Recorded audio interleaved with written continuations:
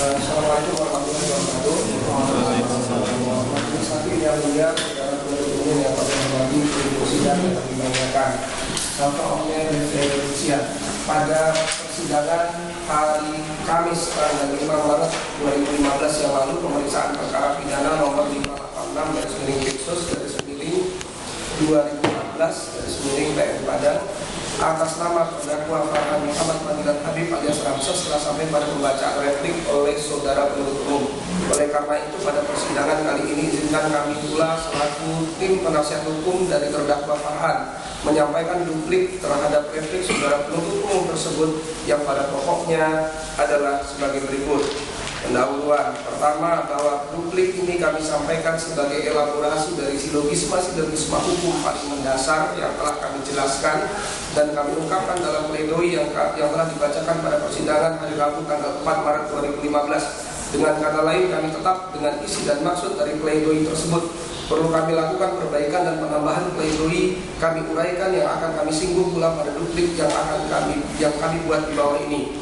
2. Bahwa kesempatan ini perkenankan pula kami menjelaskan dan menegaskan kembali secara elaboratif apa yang telah kami kemukakan dalam pledoi, bahwa berdasarkan fakta-fakta yang terungkap di persidangan ternyata justru menggambarkan secara gamblang betapa semua yang didalilkan oleh penuntut umum dalam dakwaannya yang kemudian disimpulkan dalam tuntutannya tertanggal 25 Februari 2015 sama sekali tidak berdasarkan fakta yang terungkap dalam persidangan, dan lebih daripada itu ternyata tidak pula dapat dibuktikan oleh penuntut umum. Tuntutan penuntut umum hanya didasarkan pada dakwaan dan penuh dengan asumsi-asumsi requisitoir yang demikian itu ipso jure tidak dibenarkan dan harus ditolak. 3. Bahwa pada pledoi yang kami sampaikan pada tanggal 5 Agustus 2011 dengan permohonan untuk membebaskan terdakwa Farhan tersebut dengan alasan hukum penuntut umum tidak dapat membuktikan tuntutannya dan tidak terpenuhnya unsur-unsur tuntutan berdasarkan apa yang terungkap dalam persidangan, baik keterangan saksi-saksi yang diajukan oleh penuntut umum yang ternyata dalam persidangan tidak satupun yang mendukung dalil-dalil dalam tuntutan atau requisitor dan repliknya penuntut umum. 4. Bahwa kami selaku tim penasihat hukum, fakta-fakta yang terungkap di persidangan itulah kemudian kami susun untuk dijadikan dasar dalam melakukan pembelaan dalam perkara inkasu dan bukan dari rekaan atau pendapat kami belaka. Maka dengan sendirinya kesimpulan penuntut umum pada repliknya adalah sangat keliru dan menyesatkan. Yang kedua, perbaikan, perubahan dan penambahan nota pembelaan atas nama terdakwa Farhan Muhammad Panggilan Habib alias Ramses Sampul. Yang mulia majelis hakim, sebelum kami masuk dalam pembahasan tanggapan duplik atas replik dari penuntut umum yang dibacakan pada tanggal 5 Maret 2015 yang lalu, mohon kiranya izinkan kami penasihat hukum terdakwa memaparkan uraian perbaikan, perubahan dan penambahan dari nota pembelaan pledoi atas nama terdakwa Farhan yang kami ajukan pada tanggal 4 Maret 2015 sebagai berikut. Pertama, perbaikan dan perubahan yang pertama dalam nota pembelaan pledoi terdakwa Farhan pada bagian B.1 kasus posisi pada halaman 1, 2, dan 3 di bagian B.1 kronologis pada angka 1, 2, 3, 4, dan angka 5 dengan perubahan kalimat tersebut menjadi. Oleh karena itu, sebelum masuk pada inti pledoi, terlebih dahulu perlu disampaikan bagaimana cerita terdakwa dalam membawa anak-anak atau korban hingga di perjalanan dituduh melakukan tindak pidana percobaan perdagangan anak dan garis miring atau membujuk anak-anak untuk memilih agama lain tanpa izin orang tuanya. Adapun kronologis sebagai berikut: 1. Bahwa bermula dari keinginan saksi Respen Kepala Dusun Surat Aban dan orang tua anak yaitu Ragai Saugo Marlias Saugo Nikodemus Darmenti dan Albinus Siritoitet meminta terdakwa Farhan untuk membawa anak-anak mereka sekolah di Jakarta atau Bogor. Adapun hubungan orang tua anak tersebut dengan terdakwa adalah bersaudara. 2. Bahwa alasan Respen meminta kepada terdakwa Farhan agar membantu anak-anak untuk sekolah di Jakarta adalah dikarenakan bahwa kondisi pendidikan anak-anak di kampung Surat Aban Mentawai setelah bencana tsunami sangat memprihatinkan. Banyak anak-anak yang putus sekolah, rumah sekolah yang jauh dan terbatas, hingga menempuh jarak puluhan kilometer, serta kemiskinan juga merupakan faktor utama penyebab anak-anak di Surat Aban Mentawai tidak bisa sekolah. 3. Bahwa atas permintaan dari saksi Respen dan orang tua anak-anak atau korban, akhirnya terdakwa Farhan mencari donatur penyumbang dana untuk biaya ongkos transportasi membawa adik-adiknya sekolah di Jakarta atau Bogor, di mana perkenalan tersebut dengan saksi Febri Edi, donatur melalui Bapak Darwin di Jakarta. Akhirnya terdakwa Farhan memperoleh dana dari saksi Febri Edi untuk menjemput adik-adiknya di kampung Surat Aban Mentawai sebesar 18 juta rupiah. Hingga kemudian terdakwa Farhan mengajak terdakwa Maya berkunjung ke Mentawai menjemput adik-adik terdakwa Farhan yang berada di Surat Aban Mentawai. 4. Bahwa setelah sampai di Mentawai, orang tua dari masing-masing anak atau korban sudah sangat antusias dan berharap, sangat menunggu terdakwa Farhan dan saksi Maya. Kehadiran terdakwa Farhan sangat dinanti-nanti oleh orang tua korban dari tempat dusun Respen Surat Aban.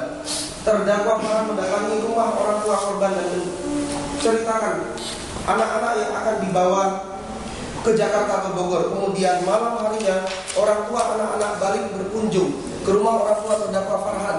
Saksi dalam kurung saksi Ragai Saugo di rumah orang tua terdakwa Farhan dalam kurung saksi Ragai Saugo. Orang tua anak-anak menandatangani surat persetujuan orang tua garis miring wali tanpa dibujuk, dirayu dan garis miring atau dipaksa oleh terdakwa Farhan. Pada saat penandatanganan surat persetujuan terdakwa menyebutkan di hadapan orang tua anak-anak atau korban bahwa anak-anak akan dimasukkan sekolah di tempat sekolah Islam atau pesantren di Jakarta atau Bogor. Orang tua anak-anak sudah mengetahui dan mengerti tentang pendidikan di pesantren dan mereka setuju dimanapun anak-anak disekolahkan, baik di tempat sekolah Islam maupun di tempat sekolah Kristen, tidak ada permasalahan. 5. Bahwa setelah beberapa hari berada di Surat Aban Mentawai, terdakwa Farhan akhirnya dilepas untuk mendapatkan pendidikan menuju Padang. Orang tua anak menyaksikan keberangkatan tersebut dan mereka dengan ikhlas menunggu di sana, penuh dengan kesenangan dan kebahagiaan melihat anak-anaknya berangkat naik kapal abu-abu tersebut bersama terdakwa Farhan. Namun dalam perjalanan hingga di tempat penginapan di Hotel Sriwijaya Padang, terdakwa Farhan dan terdakwa garis miring saksi Maya telah ditangkap oleh Intelkam Polresta Padang. Hingga diproses tanpa diketahui kesalahan apa yang dilakukan oleh terdakwa. Terdakwa dipukuli dan ditendang dengan cara-cara tidak manusiawi oleh oknum polisi pada saat berada di Polresta Padang. 2. Dalam nota pembelaan pledoi terdakwa Farhan pada bagian D titik tentang tuntutan pada halaman 7 dan 8 pada angka 1, 2, 3, dan 4 tertulis dan kemudian dilakukan perbaikan sehingga menjadi bahwa berdasarkan surat tuntutan yang dibacakan penasihat umum pada hari Rabu tanggal 25 Februari 2015 yang lalu, penuntut umum telah menuntut dan meminta kepada Majelis Hakim Pengadilan Negeri Padang yang memeriksa dan mengadili perkara ini memutus: 1. Menyatakan terdakwa Farhan terbukti secara sah dan meyakinkan bersalah melakukan tindak pidana dengan sengaja, menggunakan tipu muslihat, rangkaian kebohongan, atau membujuk anak-anak untuk memilih agama lain bukan atas kemauannya sendiri, padahal diketahui atau patut diduga bahwa anak-anak tersebut belum berakal dan belum bertanggung jawab sesuai dengan agama yang dianutnya, sebagaimana yang diatur dan diancam pidana pada dalam dakwaan kedua melanggar pasal 86 Undang-Undang Republik Indonesia nomor 23 tahun 2002 tentang perlindungan anak. 2. Menjatuhkan pidana terhadap terdakwa Farhan Muhammad panggilan Habib alias Ramses dalam pidana penjara selama 1 tahun 6 bulan dengan dikurangi selama terdakwa berada dalam tahanan, dan denda sebesar 50 juta rupiah subsidiar 6 bulan kurungan. 3. Menetapkan bukti berupa dan seterusnya dilampirkan dalam berkas. 4. Menetapkan supaya terdakwa tersebut dibebani biaya perkara sebesar Rp2.000. 3. Dalam nota pembelaan pledoi terdakwa Farhan pada bagian 2 titik unsur dengan sengaja membantu melakukan pada angka 2 halaman 39 sampai dengan 41 dengan perbaikan sehingga menjadi 2. Unsur dengan sengaja bahwa menurut Kamus Besar Bahasa Indonesia versi online, definisi atau arti dari sengaja itu adalah dimaksud direncanakan, memang diniatkan, tidak secara kebetulan. Sedangkan menurut kajian hukum secara umum bahwa unsur sengaja adalah tahu dan dikehendaki. Maksud tahu dan dikehendaki adalah seseorang perbuatan itu mengetahui akibat perbuatan yang memang dikehendaki oleh orang tersebut. Unsur ini merupakan satu keharusan dibuktikan oleh penuntut umum, karena menurut jenis tindak pidana melanggar pasal 86 Undang-Undang Republik Indonesia nomor 23 tahun 2002 tentang perlindungan anak ini termasuk dalam kualifikasi delik lurus yang harus memuat unsur kesengajaan sebagaimana ketentuan pidana lainnya yang sama seperti pasal 187, pasal 197, pasal 245, pasal 310, pasal 338 KUHP. Bahwa oleh sebab itu apabila kita kaitkan dengan perkara akuo sesuai dengan fakta di persidangan, keterangan saksi-saksi baik saksi yang dihadirkan oleh penuntut umum maupun saksi yang dihadirkan oleh penasihat hukum terdakwa serta keterangan para terdakwa di persidangan, tidak satupun bukti yang dapat membuktikan dan garis miring atau menguatkan kebenaran dari dakwaan penuntut umum, sehingga tidak terpenuhinya unsur dengan sengaja tindak pidana terdapat dalam pasal 86 Undang-Undang Republik Indonesia nomor 23 tahun 2002 tentang perlindungan anak sebagaimana yang dimaksud penuntut umum dalam dakwahnya, bahwa berdasarkan fakta yang terungkap di persidangan terbukti tidak ada satupun saksi yang membenarkan bahwa terdakwa Farhan dengan sengaja melakukan tindak pidana membujuk anak-anak di bawah umur untuk menganut agama lain tanpa izin orang tuanya. Terbukti hanya terungkap bahwa anak-anak atau korban dibawa oleh terdakwa Farhan atas permintaan kepala dusun dalam kurung respen dan atas keinginan dari orang tua masing-masing anak agar terdakwa dapat membawa anak-anak sekolah ke Jakarta atau Bogor dimanapun tempat sekolahnya. Orang tua korban setuju, baik sekolah di tempat sekolah Islam ataupun sekolah di tempat sekolah Kristen, bahwa anak-anak dibawa oleh terdakwa Farhan secara baik-baik atas persetujuan orang tua mereka. Keinginan untuk menyekolahkan anak-anak oleh orang tua korban didorong dan garis miring atau didasari oleh faktor ekonomi atau kemiskinan. Fasilitas sekolah yang terbatas dan jauh dari rumah mengakibatkan anak-anak malas sekolah di Surat Aban Mentawai, sehingga kepala dusun atau saksi respen dan orang tua masing-masing anak memutuskan agar anak-anak dibawa oleh terdakwa Farhan sekolah di Jakarta. Asalkan anak-anak bisa sekolah dimanapun tempat sekolah yang tidak masalah. Masalah agama biarkan anak-anak yang menentukan agama pilihannya, apakah mau masuk Islam atau menganut agama Kristen. Terbukti dari keterangan saksi-saksi seperti Respen, Kepala Dusun, Sudirman, Marleitia Saugo, Nikodemus, Darmenti, Alvinus Silitoitet, dan Ragai Saugo yang juga dibenarkan oleh terdakwa Farhan di persidangan. Berdasarkan dari uraian fakta di persidangan yang terungkap di atas, penuntut umum tidak dapat membuktikan bahwa terdakwa Farhan adalah orang yang dapat dimintai atau mampu bertanggung jawab atas dugaan tindak pidana tersebut karena terjadinya dugaan tindak pidana akuo.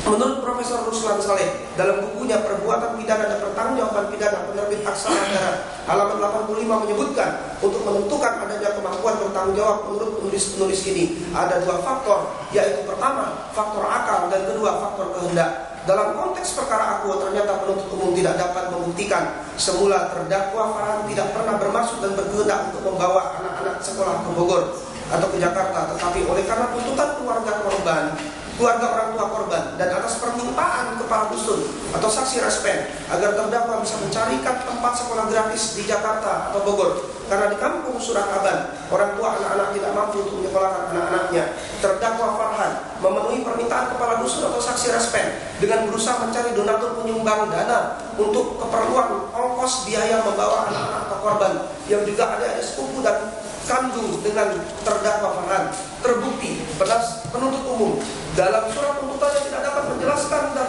tidak terlihat sama sekali menguraikan unsur dengan sengaja sebagaimana yang dimaksud dalam pasal 86 Undang-Undang Republik Indonesia Nomor 23 Tahun 2002 tentang Perlindungan Anak. Namun kami selaku penasihat hukum terdakwa berusaha untuk menjelaskan unsur dengan sengaja, karena unsur ini sangat penting untuk menentukan apakah terdakwa telah bersalah melanggar pasal 86 Undang-Undang Republik Indonesia Nomor 23 Tahun 2002 tentang Perlindungan Anak, sehingga unsur dengan sengaja dapat dipenuhi. Bahwa untuk dapat dipertanggungjawabkan kepada terdakwa atas tuduhan perbuatan pidana sebagaimana yang dimaksud pada dakwaan kedua penuntut umum melanggar pasal 86 Undang-Undang Republik Indonesia Nomor 23 Tahun 2002 tentang Perlindungan Anak, masih perlu adanya syarat bahwa terdakwa Farhan yang didakwa melakukan perbuatan itu telah mempunyai kesalahan atau bersalah melawan hukum. Dengan kata lain, orang tersebut harus dapat dipertanggungjawabkan atas perbuatannya, atau jika dilihat dari sudut perbuatannya yang dilakukan atas kehendak atau dengan sengaja untuk melakukan perbuatan melawan hukum, perbuatannya harus dapat dipertanggungjawabkan kepada orang tersebut. Dalam hal ini berlaku azas tiada pidana tanpa kesalahan. Azas ini tidak tercantum dalam KUHP Indonesia atau dalam peraturan lain. Namun berlakunya azas tersebut sekarang tidak diragukan akan bertentangan dengan rasa keadilan apabila ada orang yang dijatuhi pidana sedangkan ia sama sekali tidak bersalah. Pasal 6 ayat 2 Undang-Undang Kekuasaan Kehakiman Undang-Undang Nomor 48 Tahun 2009 berbunyi, tiada seorang jua pun dapat dijatuhi pidana kecuali apabila pengadilan karena alat pembuktian yang sah menurut undang-undang mendapat keyakinan bahwa seseorang yang dianggap dapat bertanggung jawab telah bersalah atas perbuatan yang dituduhkan atas dirinya. Bahwa unsur kesengajaan itu sangat menentukan akibat dari perbuatan seseorang. Untuk adanya pemidanaan harus ada kesengajaan pada si pelaku atau terdakwa Farhan, bahwa saat melakukan menyadari bahwa perbuatannya tersebut bertentangan dengan hukum atau melawan hukum. Dalam ilmu hukum pidana dapat dilihat pertumbuhan dari hukum pidana yang menitik beratkan kepada perbuatan orang beserta akibatnya ke arah hukum pidana yang berpijak pada orang yang melakukan tindak pidana tanpa meninggalkan sekali sifat dari Tatstrafrecht. Dengan demikian hukum pidana yang ada dewasa ini dapat disebut sebagai Schuldstrafrecht, artinya pelaku penjatuhan pidana disyaratkan adanya kesalahan pada si pelaku. B. Penambahan dalam pledoi nota pembelaan terdakwa Farhan pada bagian 3, unsur menggunakan tipu muslihat, rangkaian kebohongan atau membujuk anak-anak di bawah umur untuk memilih agama lain pada halaman 42 paragraf kedua. Kemudian dilakukan penambahan sehingga menjadi bahwa pada saat tiba di surat Aban, orang tua anak-anak antusias menanti kedatangan kehadiran terdakwa Maya dan Farhan. Di saat terdakwa Farhan mendatangi rumah orang tua masing-masing anak dan garis miring atau pada saat menandatangani surat izin persetujuan dari orang tua anak-anak di rumah orang tua terdakwa Farhan atau saksi Ragai Saugu di surat Aban yang juga tidak terungkap di persidangan adanya kesaksian yang menyatakan bahwa terdakwa telah melakukan tipu muslihat, rangkaian kebohongan dan membujuk anak-anak untuk memilih agama lain kepada orang tua korban ataupun kepada anak-anak yang bersangkutan. Namun terdakwa Maya mendengar, melihat dan mengetahui bahwa terdakwa Farhan ada mengatakan kepada orang tua korban bahwa anak-anak akan dimasukkan sekolah di tempat sekolah Islam atau pesantren di Jakarta garis miring Bogor. Orang tua anak-anak tahu bahwa pesantren adalah sebagai tempat pendidikan. Orang tua anak-anak tidak masalah anak-anaknya masuk sekolah di pesantren walaupun tindak agama juga tidak apa-apa. Yang penting anak-anak bisa sekolah dan tidak bodoh. Masalah agama dibiarkan anak-anak menentukan pilihannya, apakah nanti mau masuk Islam atau mengikuti agama orang tuanya. Hal ini diakui terdakwa Farhan dan orang tua anak-anak dalam kesaksian yang di persidangan seperti Maletia Saugo, Nikodemus, Albinus Siritoiter, Darmenti, Ragai Saugo dan saksi Sudirman di persidangan bahwa terdakwa Farhan adalah seorang pemuda mu'alaf dari Kristen Protestan pindah agama masuk Islam. Terdakwa Farhan mulai menganut agama Islam semenjak masuk sekolah pesantren di Jakarta. Terdakwa Farhan pergi ke Jakarta semenjak kecil dibawa oleh bapak Muslim atas permintaan orang tua terdakwa atau Ragai Saugo. Setelah menamatkan sekolah pesantren di Jakarta, terdakwa Farhan sudah mulai bekerja di sana dan terdakwa Farhan selalu pulang ke kampung 1 kali dalam setahun. Terdakwa Farhan selalu pulang kampung. Sewaktu pulang kampung, pertama kali sempat membawa adik perempuan yang bernama Rika Saugo untuk disekolahkan di Jakarta atas permintaan orang tua terdakwa Ragai Saugo. Sekarang adik perempuan terdakwa tersebut sudah kuliah di Jakarta. Atas dasar itulah saksi Respen Kepala Dusun meminta terdakwa Farhan untuk membawa adik-adiknya yang lain yang berada di kampung Surat Aban atau anak-anak korban agar mereka bisa sekolah seperti terdakwa Farhan dan Rika Saugo di Jakarta. Hal ini dibenarkan dan terbukti keterangan saksi-saksi di persidangan, Respen Kepala Dusun dan Ragai Saugo, Marletia Saugo, dan Nikodemus yang juga diakui oleh terdakwa Farhan di persidangan. 3. Tanggapan atas replik penuntut umum.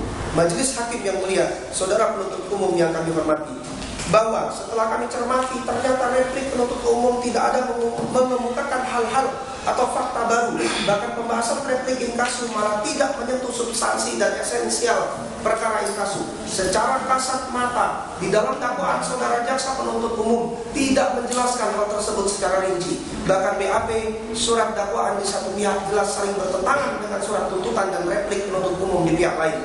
Maka dakwaan yang demikian adalah kabur dan tidak dapat diterima sesuai dengan ketentuan pasal 143 ayat 2 huruf A Kitab Undang-Undang Hukum Acara Pidana di atas syarat formil. Maka dengan demikian sampailah kami untuk menanggapi replik dari penuntut umum sebagai berikut. A. Bahwa penuntut umum dalam jawabannya pada halaman 3 huruf A angka 1 menyatakan bahwa penyidik telah melakukan pemeriksaan terhadap saksi-saksi dan terhadap terdakwa telah dihadirkan di persidangan sebagai saksi verbalisan, yaitu saksi Rio Tugu Putra dan saksi Gatot Ibu Sulendro, dan saksi-saksi pada saat melakukan pemeriksaan tidak ada memaksa, membujuk, melakukan kekerasan baik kepada saksi-saksi maupun terhadap terdakwa, dan telah melakukan pemeriksaan sesuai dengan prosedur, di mana saksi Rio Teguh Putra dan saksi Gatot Ibnu Sulendro memberikan pertanyaan yang kemudian dijawab oleh saksi terdakwa, lalu langsung diketik, dan setelah selesai saksi atau terdakwa diberi kesempatan untuk membaca kembali berita acara yang dibuatnya. Apabila ada salah ketik atau ada tidak sesuai, dikoreksi oleh saksi atau terdakwa dan seterusnya. Tanggapan tim penasihat hukum bahwa dari uraian replik penuntut umum di atas, penuntut umum hanya memperhatikan keterangan dari saksi-saksi verbalisan, saksi penyidik yang dihadirkan di persidangan, tetapi tidak mempertimbangkan keterangan yang disampaikan oleh terdakwa Farhan. Padahal di persidangan terdakwa sudah jelas dan tegas membantahnya serta mencabut keterangan yang ada dalam BAP penyidik tersebut. Pemeriksaan kepada terdakwa Farhan dilakukan dengan cara kekerasan fisik dan mental, sehingga menimbulkan rasa takut dan mental tertekan. Karena sebelumnya diperiksa atau dimintai keterangan oleh penyidik, terdakwa dipukuli oleh polisi yang lain, bukan yang melakukan proses verbalisan. Sehingga dalam keadaan terpaksa apapun yang diminta oleh penyidik, akhirnya terdakwa Farhan mengikuti saja agar menghindari siksaan fisik dan mental tersebut. Pada saat berada di Polresta Padang, saksi anak-anak korban yakni Herman Saugo, Radianto Saugo, Kelvin Saugo, Project Samoloisa, Jendri Samoloisa, Joyce Samoloisa, Anilau Sri Toitet, Noah Saugo, dan Gerhana Samoloisa, termasuk juga saksi Mayardi dan Zain, terdakwa dalam keterangan di persidangan, mengetahui bahwa terdakwa Farhan dipukul, ditendang oleh polisi di bagian kepala, dada, perut, dan pinggang terdakwa Farhan. Oleh karena tindakan kekerasan dilakukan oleh polisi Polresta Padang tersebut, terdakwa Farhan pada saat diperiksa menuruti saja apa yang diberitakan oleh penyidik, karena terdakwa Farhan takut dipukuli atau mendapatkan kekerasan lagi oleh polisi. B. Bahwa penuntut umum dalam jawabannya pada halaman 3 huruf A angka 2 menyatakan bahwa terhadap tuntutan terdakwa Farhan Muhammad panggilan Habib alias Ramses Saugo, kami memaklumi bahwa penasihat hukum kurang hati-hati menyadurnya ke dalam pledoi atau pembelaan terhadap Farhan Muhammad panggilan Habib alias Ramses Saugo dan seterusnya. Tanggapan tim penasihat hukum bahwa kami menyadari pledoi atau nota pembelaan terdakwa Farhan Muhammad alias Ramses kami susun dengan cara demikian. Namun hal tersebut menurut kami selaku penasihat hukum terdakwa Farhan tidak menyangkut hal yang substansial. Untuk memperjelasnya, kami sudah melakukan perbaikan, perubahan, dan penambahan yang kami susun pada huruf A angka 2 sebagaimana yang kami utarakan pada bagian atas dalam duplik di atas. C. Analisa yuridis. Penuntut umum dalam jawabannya pada huruf A halaman 3 menyatakan 1. Barang siapa garis miring setiap orang, bahwa pada halaman 3 replik penuntut umum menyebutkan sebagai berikut. Unsur ini merupakan unsur pasal, bukan merupakan unsur delik, artinya melekat dalam setiap pasal walaupun beberapa pasal unsur ini tidak disebut secara tegas. Hal ini berbeda dalam unsur delik, karena unsur delik berkaitan dengan perbuatan yang dilakukan terdakwa berdasarkan putusan Mahkamah Agung nomor 951/P/1982 tanggal 10 Agustus 1983 yang menyatakan bahwa unsur barang siapa siap akan bermakna bila dikaitkan dengan pembuktian unsur tidak pidana lainnya yang terkandung di dalam pasal yang didakwakan. Sebagai konsekuensi dari pendapat ini, maka untuk membuktikan terpenuhinya unsur ini cukup apabila orang didakwa dalam surat dakwaan sama dengan identitas orang yang dihadapkan di hadapan persidangan. Pembuktian unsur ini belum mencakupi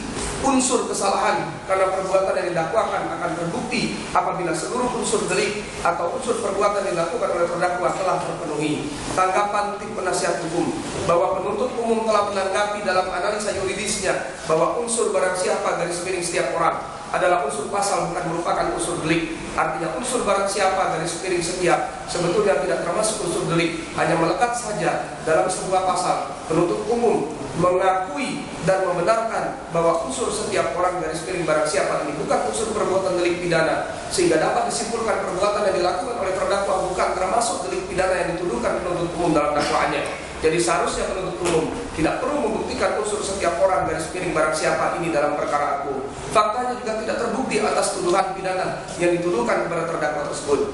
Bahwa penuntut umum sependapat dengan analisa yuridis nota pledoi atau pembelaan penasihat hukum yang kami jabarkan pada tanggal 4 Maret 2015 pada halaman 38 angka 1 paragraf ketiga, bahwa unsur barang siapa garis miring setiap orang ialah orang yang apabila orang tersebut terbukti memenuhi unsur tidak pidana yang dituduhkan terhadap terdakwa. Unsur barang siapa garis miring setiap orang tidak dapat ditujukan kepada diri terdakwa, karena menentukan unsur ini tidak cukup dengan menghubungkan terdakwa sebagai perseorangan sebagaimana manusia pribadi atau subjek hukum yang diajukan sebagai terdakwa dalam perkara ini. Akan tetapi yang dimaksud setiap orang dalam undang-undang adalah orang yang perbuatannya secara sah dan meyakinkan terbukti memenuhi semua unsur dari tindak pidana.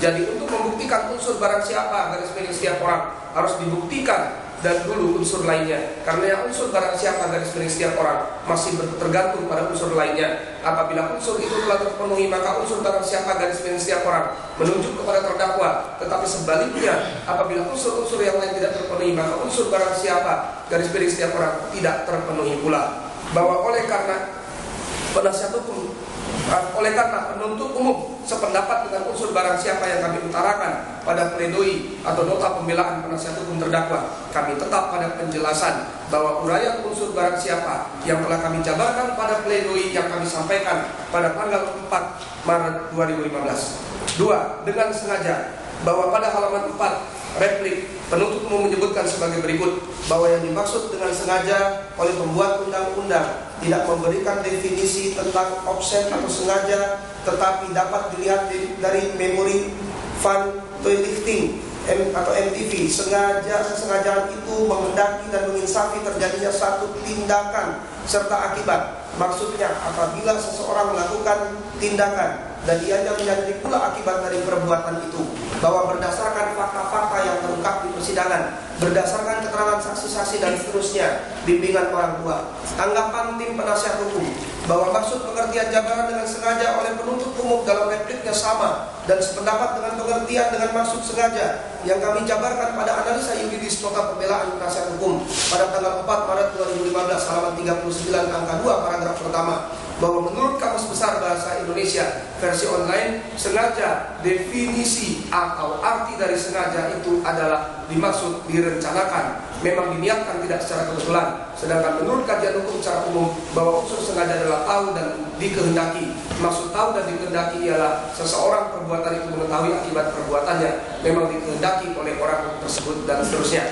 Bahwa berdasarkan fakta yang terungkap di persidangan terbukti tidak ada satupun saksi yang menerangkan atau membenarkan bahwa terdakwa Farhan dengan sengaja dan berkehendak menggunakan tipu muslihat, rangkaian kebohongan yang garis miring atau membujuk anak-anak di bawah umur untuk memilih agama lain tanpa izin orang tuanya.